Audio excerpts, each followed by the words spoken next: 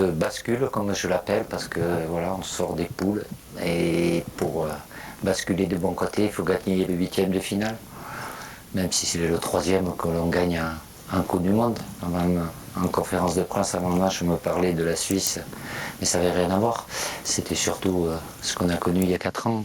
Et il y a 8 ans aussi. Et il y a 8 ans, face au Nigeria. Et on y est encore, donc on va savourer bien évidemment ce qui a été bien fait, même si on a eu un match difficile, surtout en première mi-temps, mais on a su rectifier et faire ce qu'il fallait en deuxième mi-temps pour avoir une tête de quart de finaliste de Coupe du Monde. Alors vous avez une bonne tête de quart de finaliste de la Coupe du Monde, même si effectivement, et vous le relevez, il y a eu des difficultés dans la première période avec 20 minutes très creuses, il faut bien le dire, en fin de première période. Comment vous expliquez ce trou d'air ?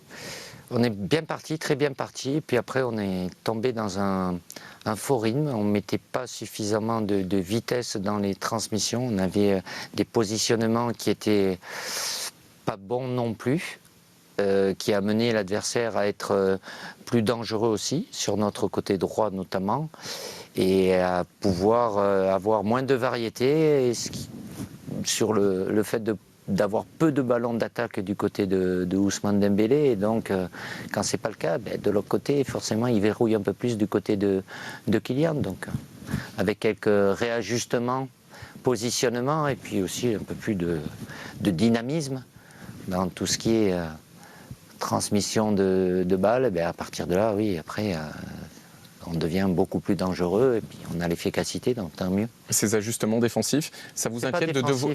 Pas que défensif en tout cas, c'est plus offensif. C'est après, bon, je vais pas...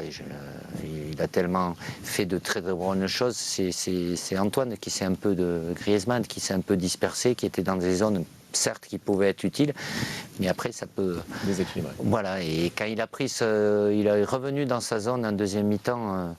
Axe droit, voilà, il est revenu et il a éclairé aussi, il a permis à Ousmane d'avoir beaucoup plus de ballons et d'avoir un meilleur équilibre et pour défendre aussi. Alors il est très important dans les deux sens. Il n'y avait pas que lui, il y avait d'autres petites choses, c'était plus dans les intentions. Alors peut-être aussi, même si c'est sur le plan physique, là, il n'y a pas de problème, ils ne sont pas fatigués, mais peut-être la remise en route pour certains, même si on est bien parti, mais il y a eu un petit coup de mou et qui a favorisé l'expression offensive de l'adversaire. Mais on avait quand même le privilège de mener 1-0 à la mi-temps sans pour autant que ça soit tant mérité que ça. Le football est une histoire collective, vous le dites tout le temps, mais pas de chance, il y a quand même des individus qui ressortent énormément. Ouais. Aujourd'hui, Loris, bien sûr, le record de Lilian Thuram égalé. Je croyais que vous vouliez parler de moi. Je peux aussi parler de vous, évidemment, parce qu'il y a des chiffres qui accompagnent votre parcours personnel.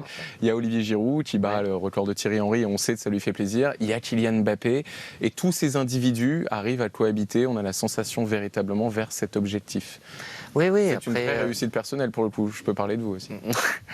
Oui, je suis leur sélectionneur, mais au-delà de la qualité individuelle, l'essentiel c'est de créer le socle, c'est-à-dire le groupe, l'état d'esprit, le collectif, que ces joueurs, c'est un peu la Coupe du Monde des records pour beaucoup de joueurs, parce qu'ils sont là depuis le départ, et ils se sont toujours maintenus, même s'ils ont pu avoir les uns et les autres des périodes un peu moins bien, mais au-delà de la capacité qu'ils ont eu à se maintenir, et je les connais, les hommes, les êtres humains, ils sont là, ils ne sont pas rassasiés, et ils ont faim. Donc là, il faut qu'ils apprécient pour cela, pas Kylian, puisqu'il est arrivé qu'en 2018, mais pour les autres qui étaient là en 2014. C'est trois fois d'affilée, quart de finaliste. Donc c'est pas. Mais bon, ils ne vont pas se contenter de ça, mais au moins on est quart de finaliste. Et profiter